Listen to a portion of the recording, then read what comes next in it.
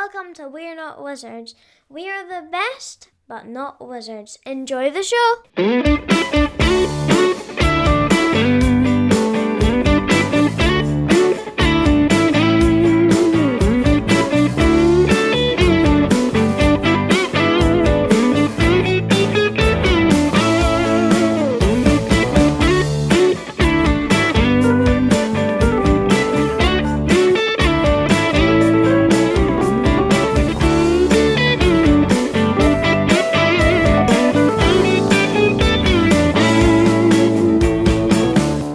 Welcome to another episode of We're Not Wizards. My name's Richard. I'll be your host for April. Right in the April. Right up there at the peak, almost like the mall peak of April. We're right in the middle here. We're ready to go. I'm looking for somebody whose main role in life, you could say they've been a bit of a role player, involved in the kind of the board game industry, and they can say they're right in the middle. They're not in like some kind of sunset over water kind of situation. They've been there at the beginning where they've grown something from sprouts, herbaceous sprouts maybe, all the way through the dark times, maybe through a bit of a Skulk Hollow. But here's a person who has mapped out their way through board gaming. You could say they're a bit of a cartographer. Joining me from Thunderworks Games, I've got Keith Matejka. Hey! Thanks for having me. How are you? I don't know if I missed out. I don't know if I missed out anything. No, that was unexpected and kind of amazing. I set the whatnot cabinet maybe, but I couldn't figure anything out. That was just totally off the top of my head. Keith is in Scotland you would call you the kind of like the high hegian, as in. I usually just go with owner. I guess owner's so dull. I know, but like CEO is so pompous, and like president is like I don't want to be associated with that. And so, but I design, but that's not the core of my job, right? And things like creative visionary is. I like creative visionary. You're the guy that mucks about with pieces of paper, and sometimes those sometimes those pieces of paper have mechanics on them, and other times they've got invoices.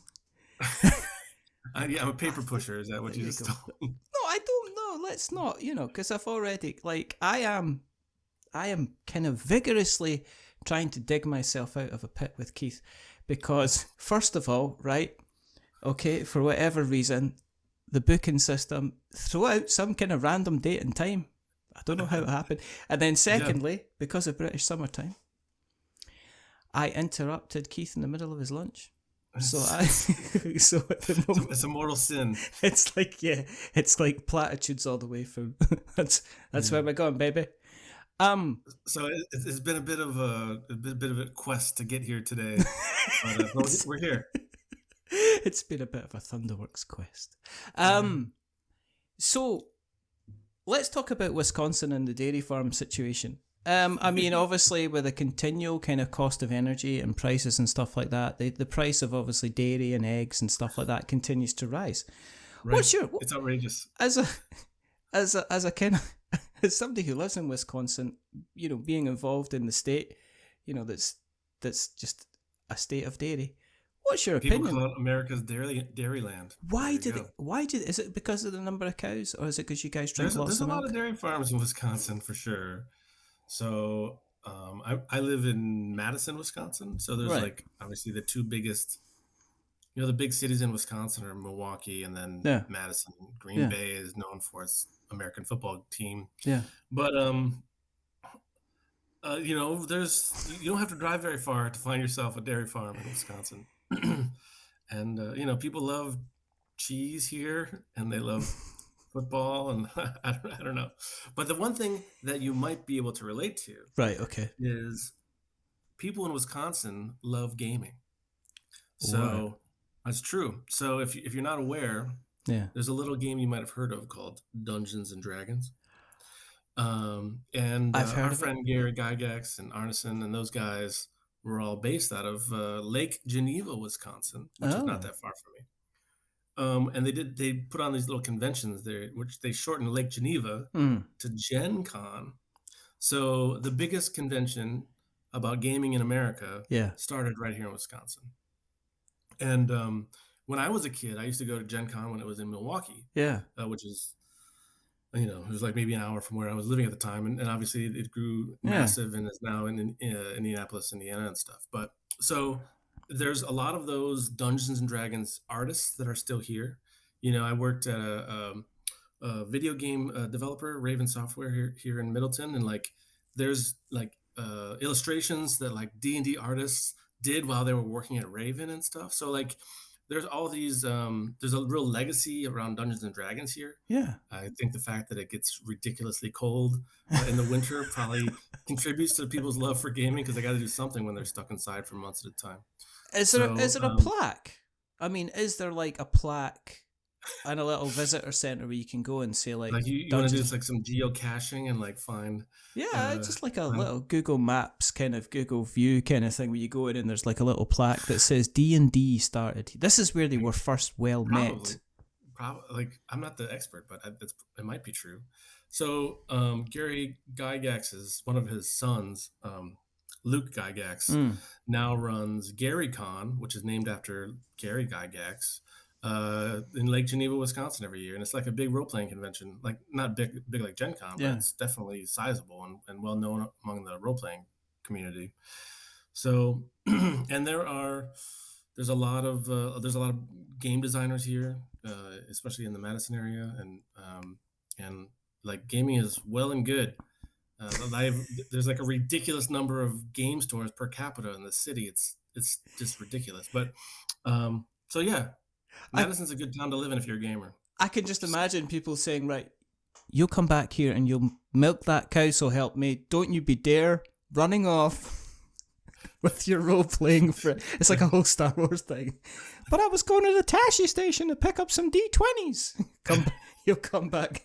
You'll be able to do that when you come back and you get 2 buckets filled, Luke. It would have totally changed kind of Star Wars. If we set the Wayback Clock,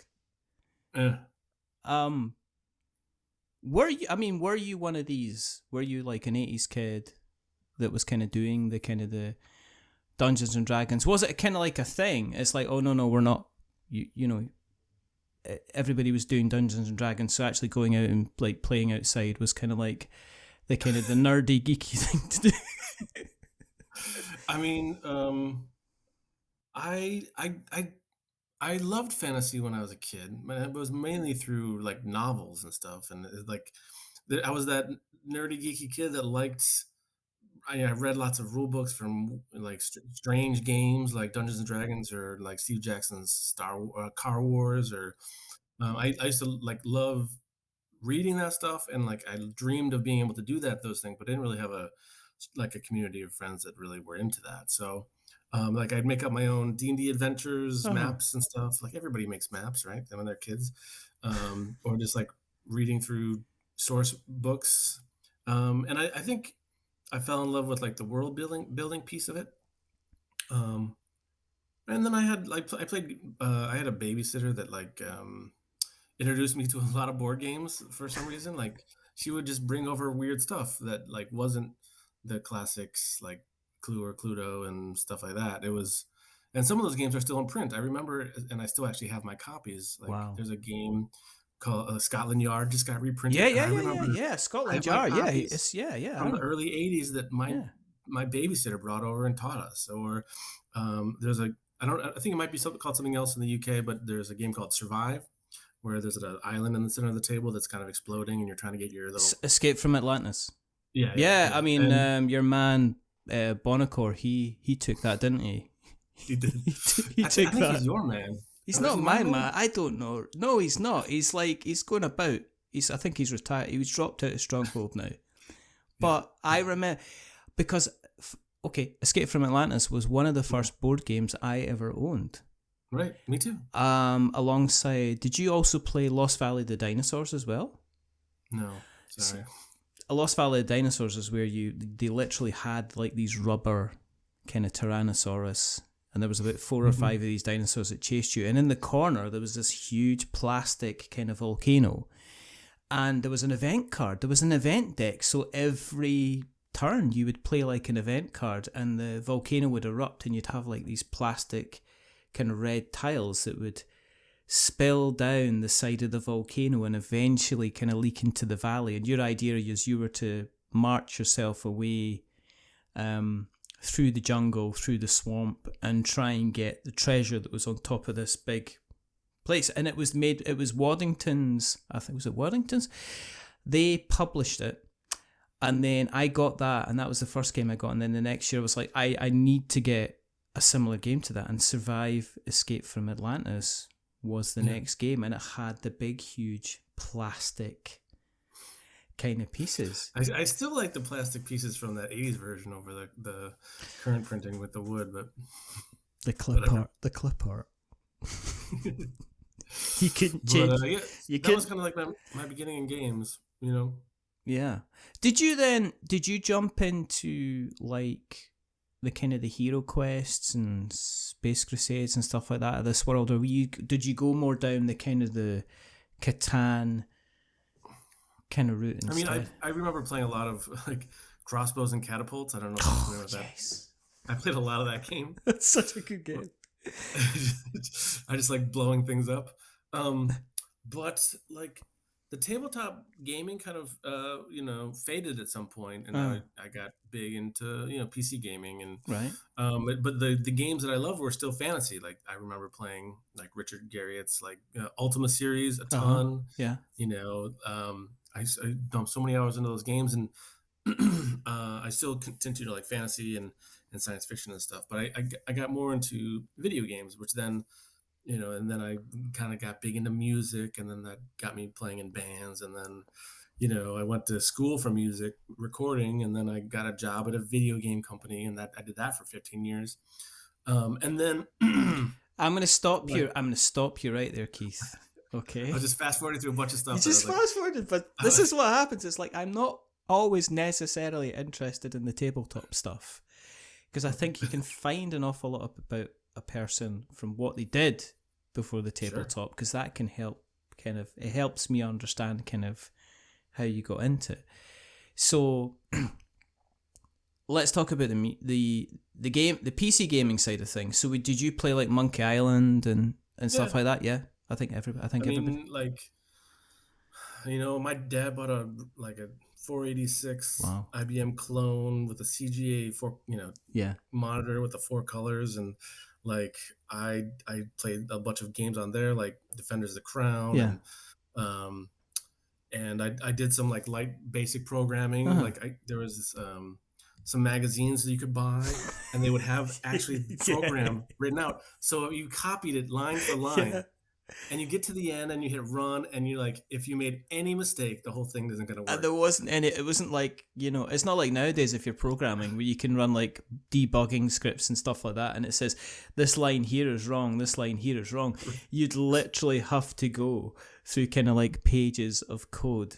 And as time went on, there was like machine code and stuff like that, which was literally just a like hexadecimal kind of numbers and letters, and if you got one thing wrong, the entire thing would kind of crash. Right. There's no like copy and paste out of the magazine. No.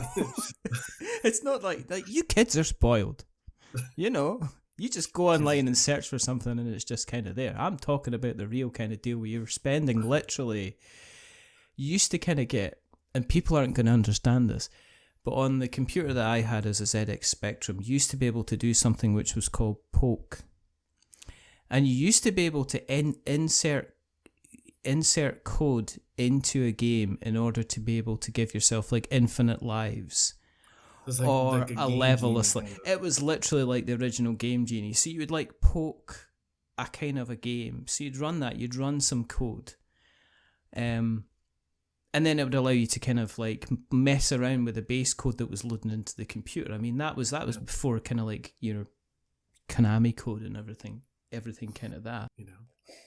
I was big into BBSs, bulletin board systems. Yeah. Right. So this is like for the uninitiated, it's like basically you could use your computer and dial their local phone number and connect to the other person's computer. Like you had this, you'd find this list of BBSs that you could potentially access, and you set this dialer up to just call them, because if somebody else was connected to the computer you're connecting to, Yeah. you'd get a busy signal. You couldn't connect to it.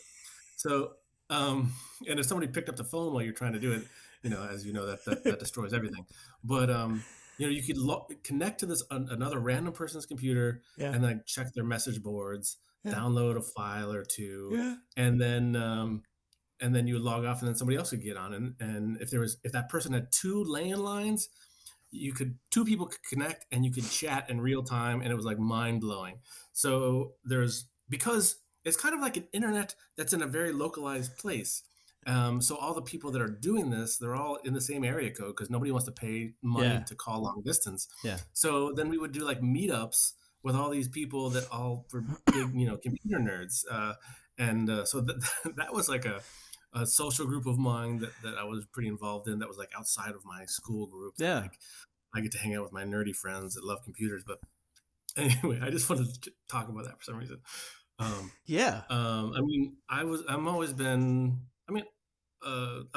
been a fan of music to some degree, but like at the end of the day, I'm a metalhead, right? So I love metal.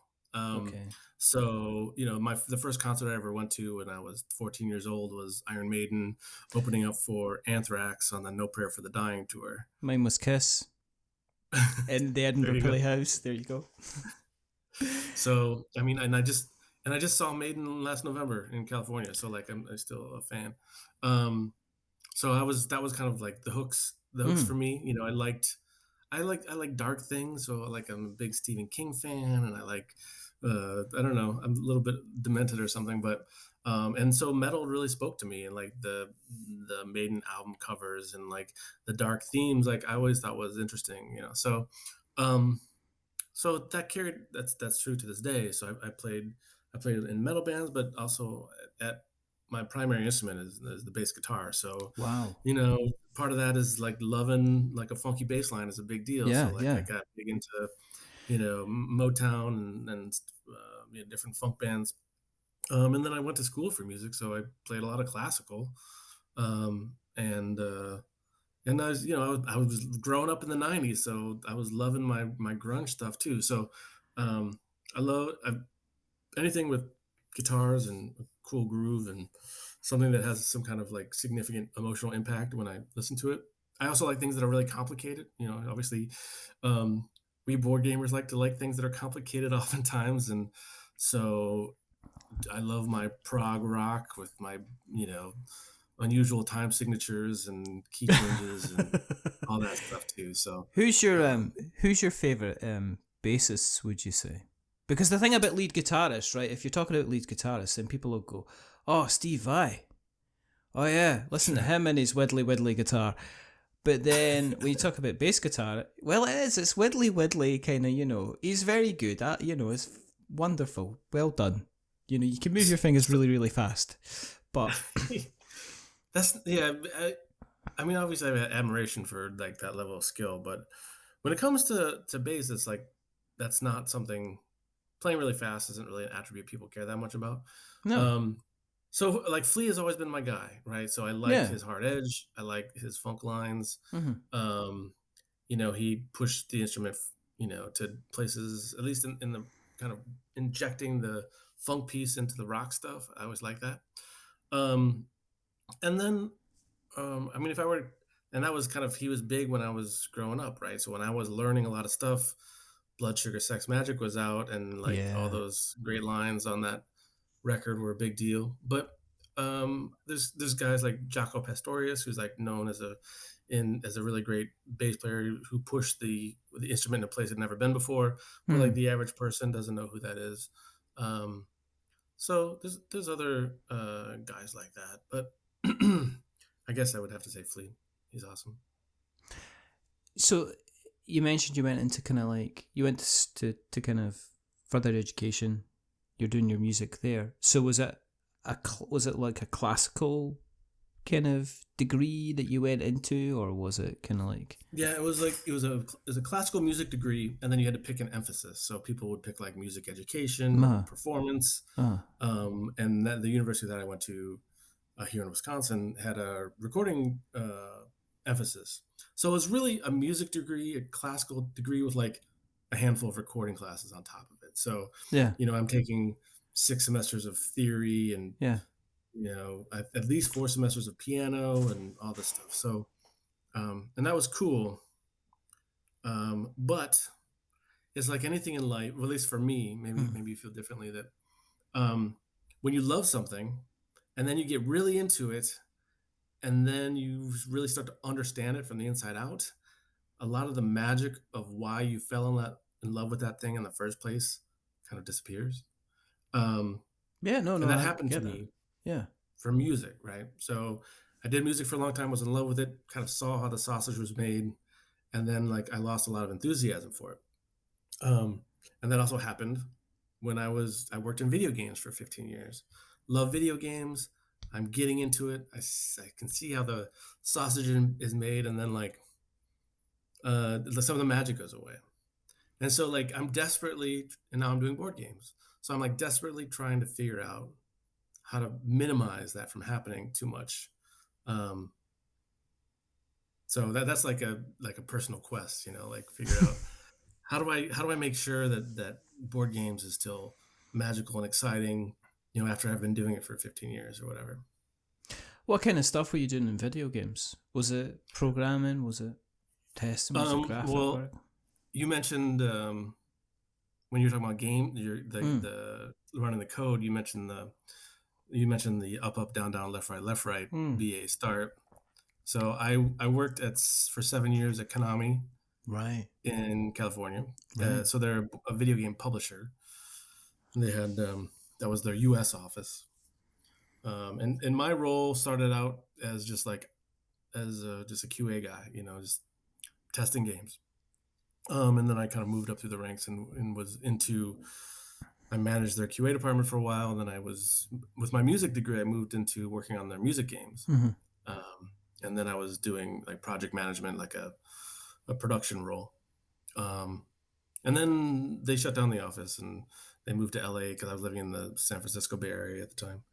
And then I worked at my second job in video games was at the video game developer here in the Madison area called Raven, and I worked on many Call of Duty games and Wolfenstein and Yeah. Mm-hmm.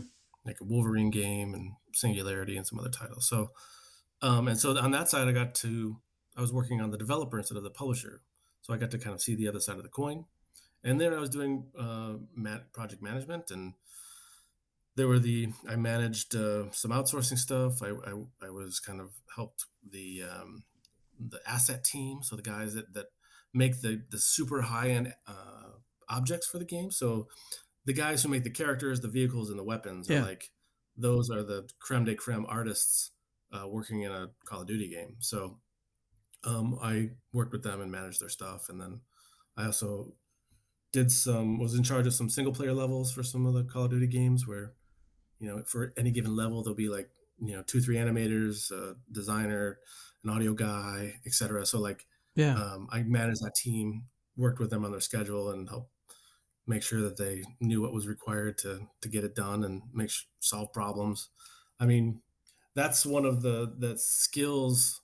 I mean, those skills in terms of organizing information, finding, solving problems before they become problems, anticipating what's going to happen, setting schedules, setting expectations, like all those skills that I used in video games transferred directly over to managing board game projects, including like, I do art direction on all the things for Thunderworks game. So I'm Yeah. working Yeah. with 2D artists, but before I was working with 3D artists, but they're the same animal. And they're, working with artists is its own little skill, right? So like having somebody that's really creative and focusing them and giving them all the things that they need Mm. to hit a deadline, to hit a visual target, based on what I need. It's not as easy as you would think, So those are all kind of skills that I've built up over the years that I continue to use to this day. I think the issue with creativity is it's not it's not like a tap situation. I don't think you can just turn the tap on and have the creativity flowing out. I think artists, because they're kind of relying on getting that spark of inspiration, sometimes they're working on stuff. If they're not having the best day, then they could be working on. I do it myself when I'm writing. Some days I'll write one line and just go, right, this is nonsense. I'm just going to set everything on the world on fire because nothing's working. And then the next day I'll sit down and I'll write something and I'll be like, half an hour's gone past and I've managed to put together like 600 words. And it's just like, some days the creative stuff is there and some days it's kind of not there, which is a strange thing. With the video games, it sounded like you were getting more and more involved in kind of like the project management kind of business end. So did that kind of make you then kind of reassess, am I where I kind of want to be in that kind of situation? Yeah, I mean, I enjoy that work. First talking about the whole creative process, everybody's creative process is a little bit different. People, there's definitely days, people have things that they need, that the producers like me or the schedule holders are saying, hey, we need this thing, it needs to get done. We've got 1,000 people working on this project. Yeah. And, we need you to write these 500 words or whatever. And it's just, sometimes it just doesn't happen. Yeah. So some of it is the skill of the producer. You want those creative people want somebody in their corners, like somebody to represent them to other people, and or just kind of help them reframe what needs to be done. So maybe that'll help, ignite that spark that they're having a hard time finding. So it's, I think, kind of being a production guy in video games is a little bit of a thankless job. But I think it's really important. It's difficult. The thing that's nice about it is it's difficult to describe what you do in any real detail because it changes all the time. And depending on the team, the makeup of the people on the team and what you're trying to get done, which is what I like about it. So it sounded like you were getting to the fact of like, hey, you're doing project management stuff. Do I wish that I was doing things that were more creative or something that like, and I don't actually. I like doing this work. The thing that, at least early on when I was working in video games, and I put thousands of hours into these projects, and at the end of the day, the game comes out or whatever, and there's nothing that I can point at the screen and say, I made that. You did that, right? Yeah. And so that was actually kind of difficult for me to kind of toil with. That all my work is dedicated to helping other people get their work done. Yeah. But I got over it. Yeah. It's kind of that kind of is kind of interesting to me in relation to one of the games that you created with, which is kind of like Role Player. Mm-hmm. Because Role Player seems to be very, very much about making certain decisions across certain values with the mechanics that you have at your control in order to create a certain kind of outcome. So it's very, very much a kind of because you could look at it, and that was what surprised me by Role Player, was that I looked at it and I kind of went, oh, it's a kind of a fantasy adventure type thing. And then after you play it, you're kind of like going, no, this is nothing. This is kind of like, there's no adventure in that game. There is absolutely no adventure. It's so funny because it was kind of like, because I played it and I was, no,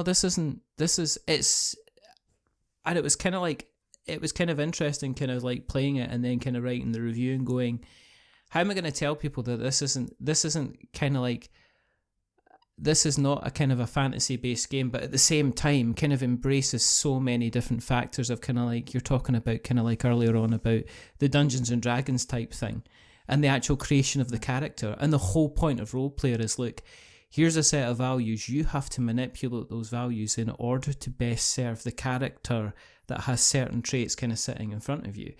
And now you telling me what you were doing in your previous jobs, I'm kind of not surprised now that one of the first games that you kind of put together was all about kind of making sure the threes are in the right place, the black dices are placed here, I mean, and you've got the total I number. love a good puzzle, right? And it's Yeah. at its heart, it's a puzzle game.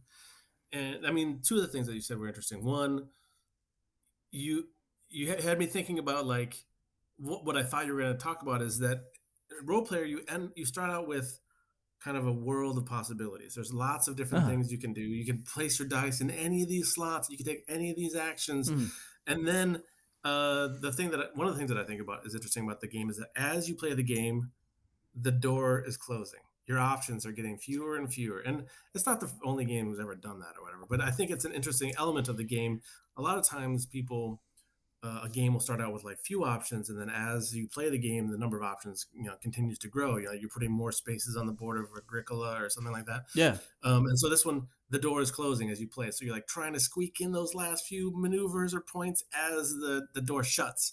And after talking about um, kind of project management, like you have a similar feeling when you're closing out a video game, Yeah. where it's like the we got these features and they're developing, but maybe some of them aren't making it. And it's like, okay, the door is closing. We're going to cut this. We're going to cut this. And then it's closing. And you've got like, we have 2,000 bugs. Which ones can we fix in the time that we have left? And you're kind of picking which ones. And then the door closes. And then then it's off to the users. I mean, now everybody just patches all day long for everything they ever do. But Yeah. back in the day when I was working on, PlayStation 2 games Yeah. and things that didn't have patches, like that was a real thing. Yeah. So that's what I thought that was interesting about what you said. And then the idea of like, there's no adventure in the box, right? No. So, and I've told this analogy to people before, but it worked for me on day one and it still works for me. It doesn't work for everybody. But I was thinking about how Magic the Gathering is a game about building a deck ahead of time and then you fight each other. Yeah. That's cool. You play it out to see how it goes, and then Dominion comes out, and to me, Dominion is that process of building a Magic deck, but you don't actually play the game. It's like it's the process of building that deck, but and that becomes the game. So to me, like Dominion is to Magic the Gathering as my role player game is to Dungeons and Dragons. So it's the game before the game. It's a game made out of the preparation for the game. And so what I've butted my head against is expectations, right? People have expectations of what something's supposed to be, what something's supposed to be like because of their existing experience, their experience or whatever. And since day one, when I started playtesting this game, a certain percentage of people, and it's not a small percentage, are like, this is cool, but I want to do something with my character. And my response always to that was, and I stuck to my guns, which but I guess that was the right thing to do. But I was like, well, this is the game I want to make. And if you want to go dungeon delving, there's a ton of games you can do that. Go play, Mice and Mystics or Descent at the time. Yeah. Now, like every week, there's a new, dungeon crawler popping up on Kickstarter. It's like, there's no shortage of opportunities to do the thing that you're asking for. I'm trying to do something different. Do you like this or not? So, and that's kind of where the original game came from. And then kind of the expansions, the Monsters and Minions and the Fiends and Familiars expansions came out of people asking that same question. And then me saying, well, okay, I wanted to create like a simple thing that worked with a solid base. Now I can build on top of it and add some of the things that people wanted, but I still wanted it to be a character creation game, not an adventuring game. So, and then eventually, it's like I get around, like if I were to do an adventuring game, then it would be a narrative based choose your own adventure style experience. But I'm not a writer and that takes a ton of time. Yes. And then the stars aligned. I had a friend who was a great writer, came to me with this original idea, and I was like, "Yeah, I've been thinking about this for years, but I don't have anybody to work on this with me. Yeah, and I'm busy with other things." And he's like, "What? Let's do it." I was like, "Okay, just so you know, this is going to take a minimum of 3 years." And he's like, "I'm in." So, and that's where Role Player Adventures came from. Yeah. And you can see, one of the big hooks of Role Player Adventures is that you can import any character that you make in Role Player with any combination of promos or expansions.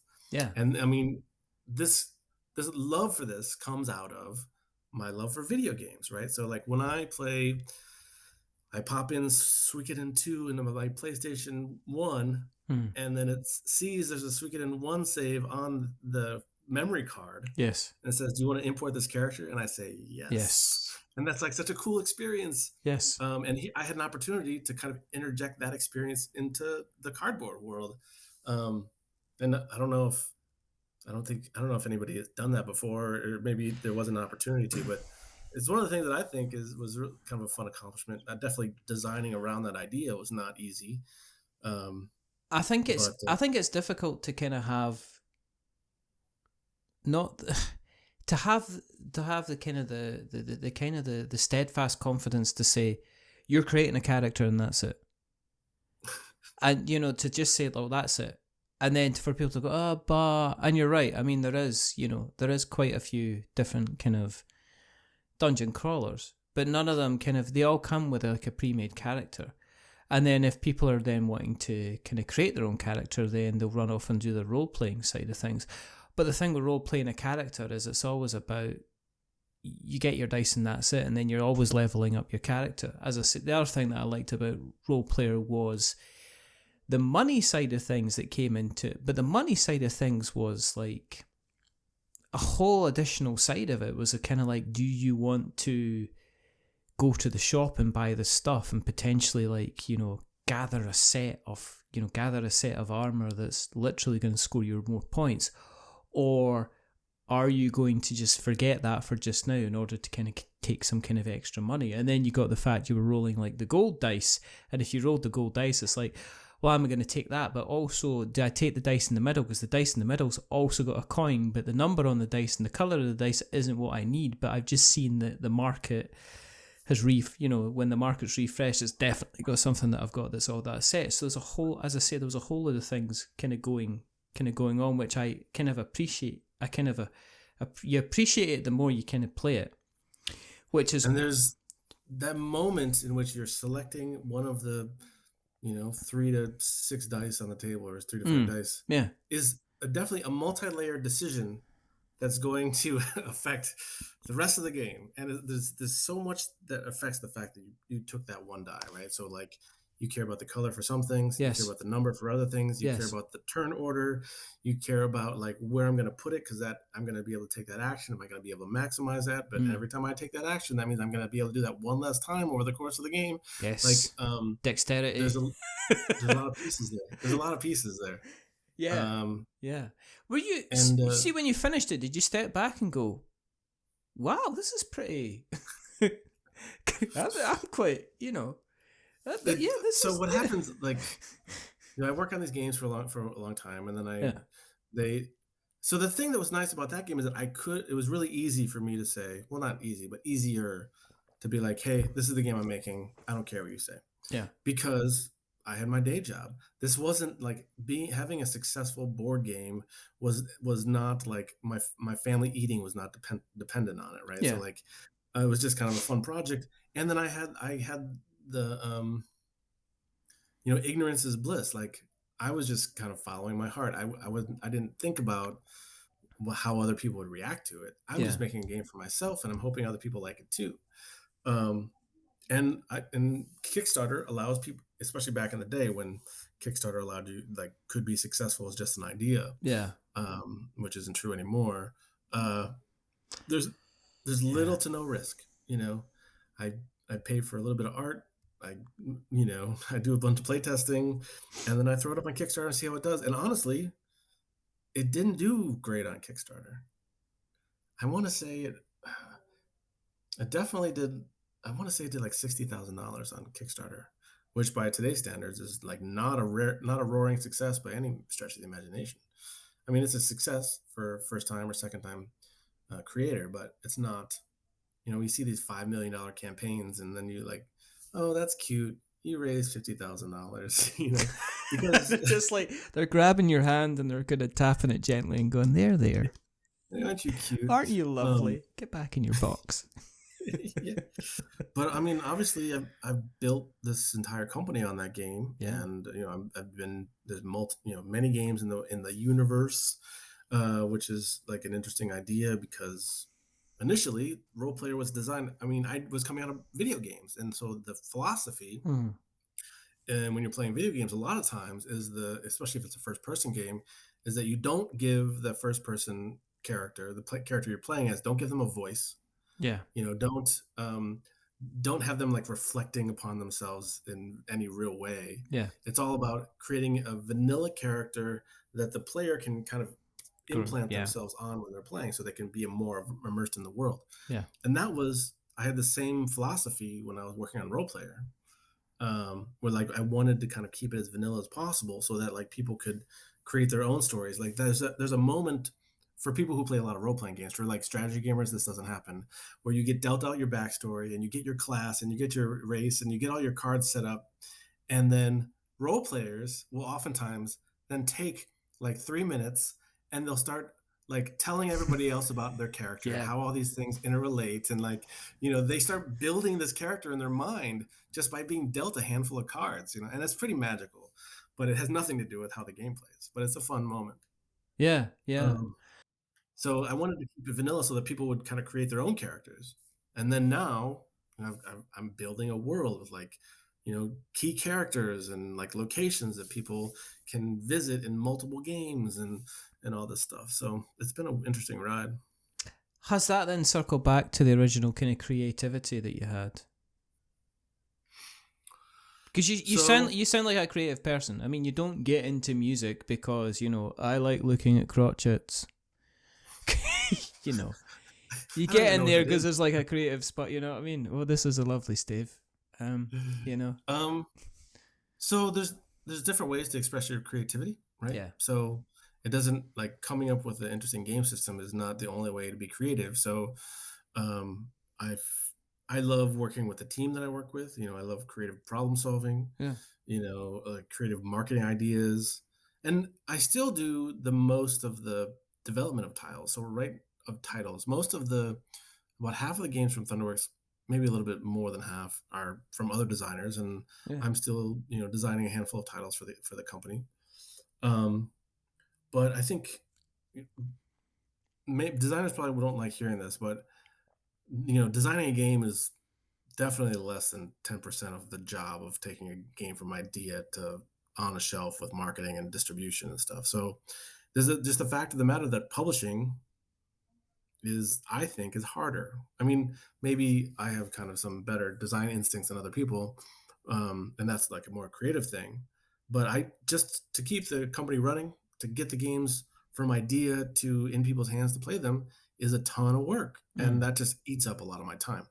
So, and I like doing that work, but it definitely it makes finding time to work on design harder to find. So the company's grown, and we've added like a person or two that I've been able to push some of that work to. So then I've been doing more creative work. So I've been doing more design work, I should say. So is Role Player like a kind of a bread and butter game for you? Because it's out in distribution. Is it kind of out in distribution? Have you had a couple of reprints of the base game and stuff like that now? Or yeah, so we the base game is we're going to kick off the 10th print run in the next month or so. The first expansion, Monsters and Minions, has been printed, I think, 3 or 4 times. Yeah. And the second one has been printed twice. Yeah. And then Cartographers is in so those are the 3 that I designed, those 3 games. Yeah. And then Role Player Adventures I designed as well. But things like Cartographers was from an outside designer. But I did a lot. I'm selecting the titles that we're going to publish. I'm doing all the art direction, working with the artists and deciding what it's going to look like. I'm writing the rule books. I rewrite them from whatever the designer gave me. Yeah. So I'm like super hands-on, because for a long time it was just me. Now we have 3 people, but the work still needs to get done. So yeah. A lot of it falls on me anyway. So I'm involved in creatively, and I do a lot of development, right? So I'm doing a lot of play testing of other people's of these games. Mm-hmm. I'm making changes because I think they need to be there. So I'm doing development work, but there's less kind of like this game nugget of an idea came from me and then I took it to fruition. It's a lot of kind of picking up other people's stuff and like making it good. But I mean, this year we released Goblin Vaults, which came out in February, which was, I designed that with my friend Eric. And so that game kind of harkens back to the old days where when I was at Raven, Eric and I shared an office, and All right. he did a lot of playtesting of Role Player with me. And there's a lot of Eric Schlattman in that Role Player game as a result of Okay. moment. And so we got together and we started working on another game together. And I had this idea of like, if you in Role Player Adventures, you visit Colbic Prison, which is this fantasy prison, which is also the place where the lockup game takes place. So it first happened in lockup, and then you play Role Player Adventures, and then you get to go there. Yeah. And when you're there in the game, you see these different inmates that are playing small games, and one of them is called Goblin Vaults, which is a card game, and the other one you can see people playing is called Emerald Skulls, which is a dice game. Yes. So I was like, it would be cool to make a game from the game. So let's just make this little game. Like a meta. You know, It's I like have like a like one sentence Gwent. description of it. What's that? Like Gwent in the Exactly. The Witcher. Yeah. 100 Yeah. Right. I'm a big Witcher fan. Surprise, surprise. So, because I love my fantasy, and so yeah, that idea of the game from within the game, and then those guys ended up printing physical copies of Gwent, and we're selling those as well. Yeah. So it's not the most original idea, but it's something that other people have done. I think it's cool, and I would just want to do it. Yeah. So we just started working on Goblin Vaults, and so it finally came out this year. So that was exciting to see, and it probably will be no surprise that we may be looking at fantasy dice games for future projects as well. So we'll see what happens. With you, obviously running in charge of Thunderworks, but you've also kind of done quite a few collaborations with who I have publicly told him and asked him his hair care routine, Ed Baraf, which you worked on kind of Skulk Hollow and then kind of Mull Peak. Yeah. So has that also given you a kind of a creative outlet as well? I mean, what was your involvement in both kind of Skulk Hollow was it was a game I wrote about a few years ago now, and it reminded me of Shadow of the Colossus, scaling up this huge behemoth in order to kind of take them down, and there was also something very, very root about the kind of the little miniatures, the little wooden kind of animals that you're kind of heading the attack against this kind of huge behemoth. But did that give you the opportunity to kind of do something different that wasn't in the kind of the role player universe? Because if you look at cartographers, and if you put it side by side next to role player, you go, oh, this is pretty obvious. Looks like it's all in the same place. Yeah. Whereas obviously Skulk Hollow looks like it's completely different, and the Mull Peak looks like it's completely different. So did that allow you to kind of like go and work on something different? That was the intention. Yeah. So role player, I think I was working on the expansion for it or something, but it was kind of a slower time, and I didn't have a ton of projects. Mm-hmm. Well, let's back up. So I started a relationship with Eduardo, and I think we remember how we met differently, but he needed a solo mode for his Herbaceous game that Steve Finn had designed. Yeah. And Steve at the time wasn't interested in designing solo stuff, and Ed wanted one for some reason. And I just reached out to him and said, hey, let me give it a shot.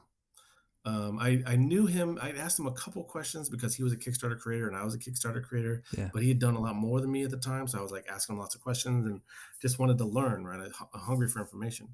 Like at the time, my mom was in the hospital. I mean, she's doing great now, but she was going to be in the hospital for like 3 days, and I was just going to hang out with her. So I was like, hey, I got like 3 days with nothing specific to do. I'm going to design this I'm going to try to design a solo mode for this guy. And I designed a solo mode for Role Player, and I designed one for my Bullfrogs game, which was the first game I published. Yeah. So I designed a couple solo modes before. He sent me the files, and I just worked on it for a couple of days, and I sent it back to him, and then he said, this is great. We made a couple of changes, but it was pretty solid. And then it just became a thing. Like Ed was working on games designed by Steve Finn, who doesn't design solo, and then he would ask his buddy Keith to design the solo modes. Herbaceous Sprouts, Sunset Over Water, I think I did that box one cabinet, the whatnot cabinet. The whatnot I might have cabinet. done one or two more. I don't remember, but I mean, to me, it's as much as I said before. I love a good puzzle. Getting someone else's design, saying, how do I make an interesting solo experience with this? Maybe Yeah. adding one or two little solo specific stuff to give it a little bit more flair, and and just like try to figure it out.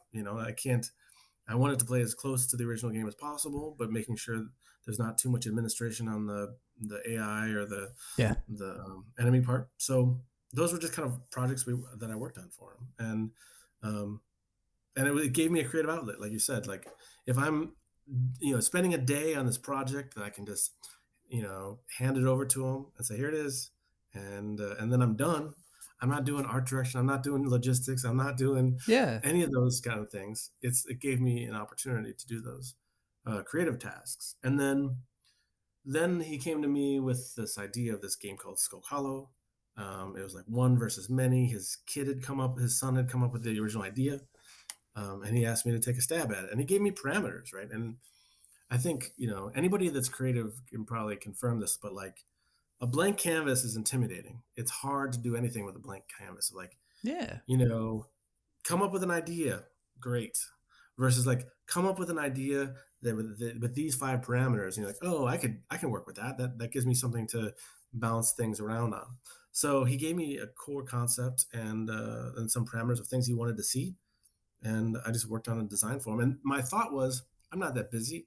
Doing a game design means that should be easy. I just come up with the idea and I just throw it back at him. Yeah. Well, it turned out that Skull Hollow was a lot more work than I anticipated.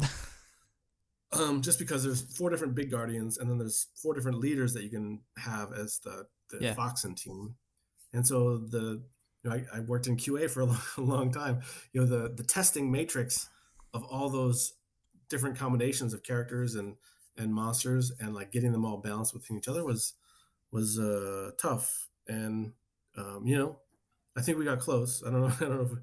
I think there's some people online that have an opinion or two about like one or two of those characters, but um, and it's difficult because it's a two-player game, and I think two-player games are more sensitive to like a skill gap between players, right? So if we're playing a two-player game and I'm just straight up better at this game than you are, like my brain thinks in a certain way that yours doesn't, then like I'm just gonna have an advantage and I'm just gonna That's win much more that's often. my middle son. He is Yeah. literally, you can give him rules. Like we were playing, what was it playing? Votes for Women, Fort Oh Circle yeah. game. Yeah. And he just looked. I was playing I was playing the guys, and he was playing trying to get the votes in, and he just looked at the board and just went, right, I need to do X, Y, Z, and that's it. I'm halfway through turn 5. He's already winning at turn 3, and I'm just like, some people are just like, so I totally see that in certain two-player games. To get the balance right is critically important, because all that happens is if you got two people who are playing the game, and let's face it, normally if it's two players involved, it's usually going to be the same two people. It's not like you go, this week I'm going to play it with this person, this week I'm going to play it with that person. It is usually just, I'm going to be playing with the same person all the time. So if there is that constant kind of unbalance, regardless of how you kind of change around the characters, then that Right. can lead to people just not wanting to kind of bring it to the table. Yeah, I mean, we added like a little system in there to try to even that out. So Yeah. if I play against you and you're just way better at this game than me, no matter what I play, I'm gonna say this character's unbalanced. I mean, it's the classic like throwing the controller across the room when Oh yeah. you die in Super Mario Brothers. It's like it's not me, it's the game, right? So, but I mean, I'm sure the game is 100% balanced. I'm sure that's true. But we did our damnedest. But we also, because we're aware of this, we added this system where like you can take these little bone tokens Yeah. to try to like the person who is a bit maybe not as good at the game, or they're not good with this particular character, they can still play that character, Yeah. and they get this little bonus that they can take advantage of, and that will hopefully kind of make people feel like it's more balanced when they play it or whatever. So Yeah. we're definitely conscious of it, but at the end of the day, like Skull Hollow is just like a really fun theme. Obviously, I've played Shadows of the Colossus many times, and there's a lot of influence there. and I love asymmetric games. I mean, asymmetric games are difficult to design, which I learned a lot about working on that project. Yeah. Any game that has player powers is difficult to design because to create things that are equally attractive, equally balanced, like that don't feel the same as the other players. Like that's a tall order, especially in a game that plays like up to 5 or something. But that's a different topic. Did you get to address things that were raised in Skulk Hollow with a follow-up Mall Peak then?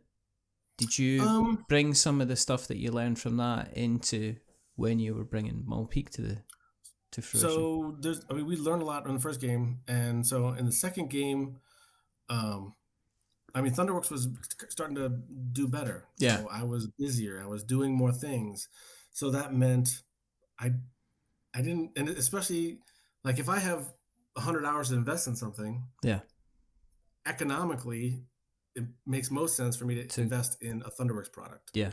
Versus like a product for somebody else. Yeah. So I wanted to be less involved with the second one on like the super nitty gritty level, like in terms of like changing this 3 to a 4 or not. And so we brought in a developer, and Ed had never worked with a developer on this series before. He's done like a lot of testing and stuff, but never like at least to my knowledge. So there was some guy on Board Game Geek that was had very strong opinions about Skulk Hollow, and had been doing some of his own development of like creating his own guardians and variants, and had these lengthy posts of all the things that he thinks that should be changed or whatever. So armchair quarterback, right? So we reached out to him and said, "Hey man, you want to work on these games? You seem to have like a strong opinion about these things." Yeah. Like, I love this game. Yeah. He loves this game. So we brought him in, and he'd never worked in game development before. So I kind of, took him under my wing to some degree. Like he was doing things, and I would give him feedback. But I'm always kind of trying to back away, right? So I'm like, these are the great ideas I have. Go make them good. Like, so I'm trying to be less involved, but also make sure he's supported and feels confident about what he's doing. So, and that's a gentleman by the name of Justin, and he, on the new Mall Peak, I think he's credited as the developer, and wow. He kind of cut his teeth on that one. It was just Ed, me, and him, and now, well, if there were ever to be a future products in this line, hypothetically speaking, I think he's going to take a bigger and bigger role, because he really understands the game better, probably as well as I do at this point. So, so that's like that's kind of my exit plan. It's like, I like that I'm involved, but man, I got to focus on Thunderworks stuff and like designing some stuff for myself. Yeah. So, I'm still kind of, and Ed always says at the beginning of the project, he asked me like, how involved do you want to be, Keith? Yeah. I was like, well, I always think I want to be involved, but then when it gets into the, hey, we want to play test this 4 times this week, I'm like, oh man, I got other meetings I got to go to, so I end up wanting to back off. So, it's been an interesting experience. And then at some point there'll be probably some Skulk Hollow world stuff that's released that I didn't touch, and it's probably gonna feel weird, but that's okay. You got to let your babies go. It's like seeing them fly. Yeah. On you go. Fly away. Oh, not near the tree. Not near the power line. Oh no. But speaking of Thunderworks, then what's oh goodness, right? I'm gonna, and this is a warning before I say this, but Keith, what's in the works for Thunderworks? Me and the Thunderworkers over here at Thunderworks have been working on some things that are in the works. It's you know what they say? Was it all Thunderworks and no Thunder play makes Thunderjack. Anyway. Right. What's happening over at Thunderworks? Yeah. So we've got 2 big Kickstarters we did last year that are coming out to backers. So the first one is called Dawn of Ulos, which is in the world of Thunderworks, the world of role player. Yeah. And that is has a lot of roots in, if you ever played Sid Sackson's Acquire from the 60s and 70s. It has some inspiration from those types of games. So Yeah. it's a fantasy economic game where you play as a god and different factions are entering the world and you're helping them grow and investing in them. And then when they battle, you can help everybody at the table gets to try to determine the outcome. The losers get wiped from the map and the winners take over all their land and all all your kind of shares of that faction that you've invested in become more valuable. It's really cool, and it's if you like economic games, it's definitely worth checking out. So that comes. Backers are going to get it in July, and then it'll come out to retail in August. Cool. It's already on the water, so the game's done being manufactured on its way. Good stuff. And then the next Role Player Adventures campaign is called Gulpex's Secret. It was on Kickstarter last fall, so it's a reprint of the base game and the reprint of the first expansion, and then the new campaign. So the thing about Role Player Adventures is that it is an expensive game to make, and I'm a small company, so and demand when we printed it the first time was higher than we thought it was going to be. Yeah. So we didn't have enough copies to really go to retail outside of the US with it. Yeah. So if you're in the UK, unless you're a Kickstarter backer, you're pretty much not going to get a copy. And then the expansion, which was called Nephros' Judgment, which is it's a compendium to the base game because you have to have it when you start the core campaign. Yeah. It adds all the backstory stuff. And we literally had, I think, 300 copies of it left over after the backers got their copies. So it didn't really even make sense to send it to retail in the US. No. So now there was an opportunity for people to grab a copy through Kickstarter and make sure everybody can secure what they need. And then that pledge manager is still open currently if you wanted to if anybody wanted to check that out. So that's about to enter manufacturing, and that'll be delivered in the October-November kind of zone. Those are kind of the two big projects. Goblin Vaults was just released straight to retail. We mentioned it earlier. It came out in February. It's got really good reviews. The Game Boy Geek gave it there's Saxophone Serenade, which is like his highest rating or whatever. So if you're into music, maybe you want to hear that sweet serenade to Goblin Vault. There you go. And then so things that are coming up. Yes. We're working. There's a drafting game. I mean, I don't know if I should describe it this way, but it's kind of like Sushi Go, but you're building a dungeon. From the same designer as Cartographers, Jordi Adan, and we've been working on that one for a long time. That's probably going to go to crowdfunding this summer. Yes. And then we have a kind of cyberpunk resource management.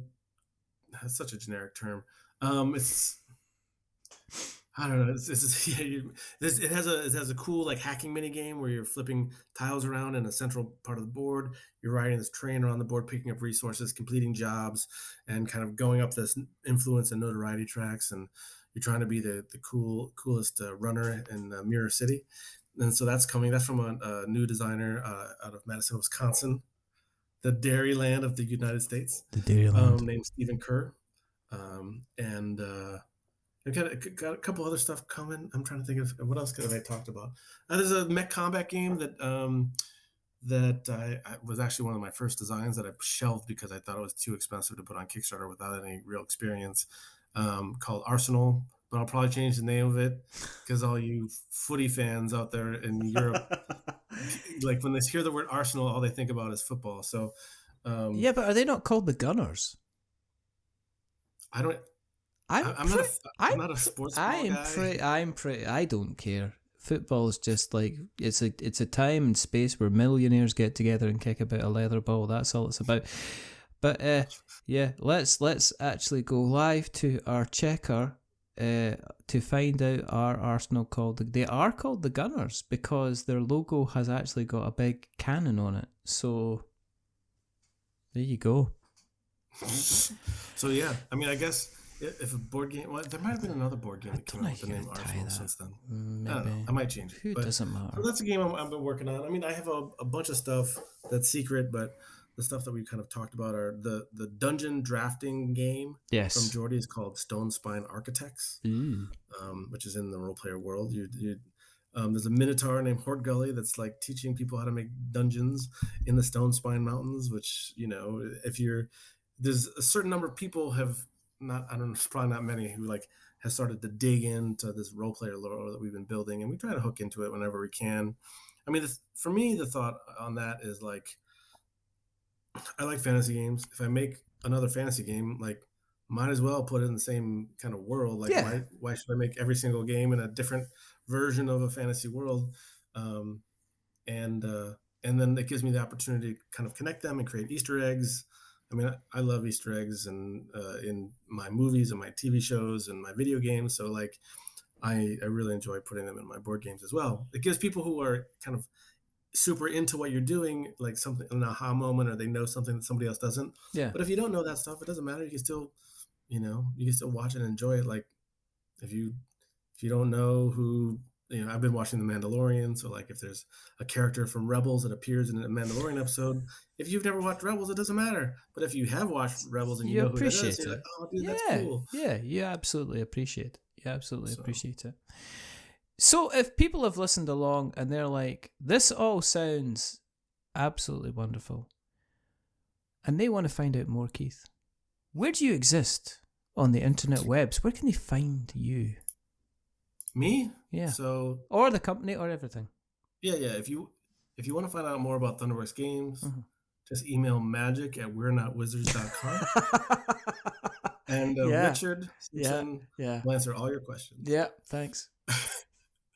No, but really, www.thunderworksgames.com is our website. Mhm. I'm on Twitter and Facebook mainly, but you can just find me under Thunderworks Games. I'm super easy to get hold of, so Cool. I'm still at that point where I think I'm a small company, like, and we are getting bigger, but customer emails on Sunday at 8 p.m. I just sit there and I just answer them. Like, it's like, yeah. some people get surprised. They're like, "Oh, I didn't think you would respond." I was like, "There's only 3 of us, and so Yeah. there's a 33% chance you're going to get me." So, there is that chance, and you should be happy it's me. That's you should be delighted. Your little cup of joy should be overflowing with the fact that I'm answering so your email. Keith at thunderworksgames.com if you want to ask me a question or whatever. I'm always available. At a reasonable hour between Monday to Friday, normal time. People, come on, let's not. Keith's trying to spend time with his family. Yeah. Don't make me. Well, Don't be that person. And what we'll do is we'll put all the various links in the show notes so that we've got notes to show. If you want to keep an eye on what we're up to, then just go to the internet webs and search for We're Not Wizards, and you'll find us in all the different places that have access to the internet, and that's as far as we can take that. If you like our words, go to we'renotwizards.blogspot.com. If you like the podcast and you want to find out more, or you want to download other episodes, you can go to we'renotwizards.com on that, and we're on Twitter and Facebook and everything like that as well. If you are going to show some support, tell other people that the podcast exists. If you're feeling especially cheeky, apparently the Board Game Geek are doing their annual awards, and you can drop us a vote in the podcast section. But there's other people you should be dropping a vote for beyond Solitaire and the Giant Brain and Polyhedron Collider and Board Game Snobs and the wonderful Ben Maddox at 5 Games for Doomsday and Tabletop Games Blog and all these other people who are much more deserving of your vote than we certainly are. But if you would like to help us out a little bit more, go to Apple Podcasts and drop us a rating or review. If you are going to be giving us a rating or review, don't give us 10 stars because it makes us big-headed. But at the same time, don't give us 1 star because it makes me cry. And, I'm a mess when I cry.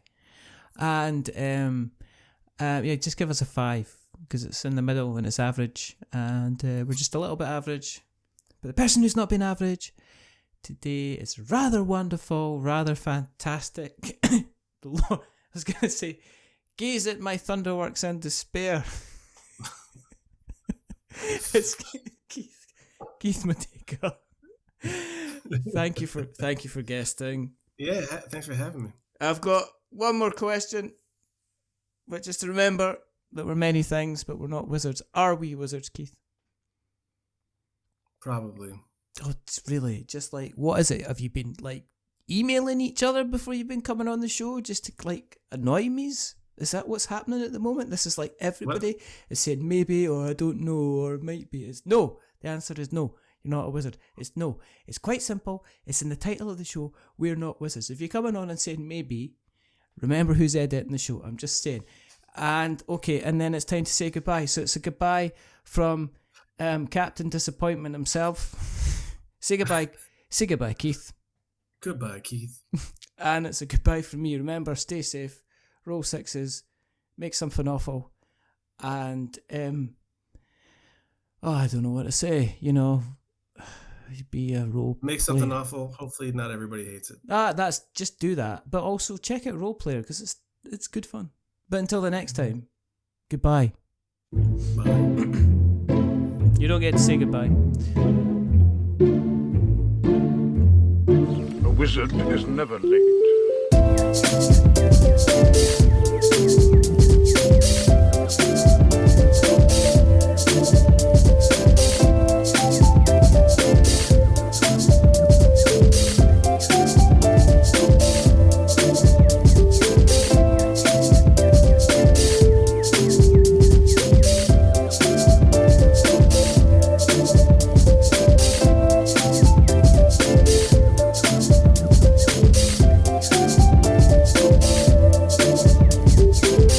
Nor is he early. He arrives precisely when he means to.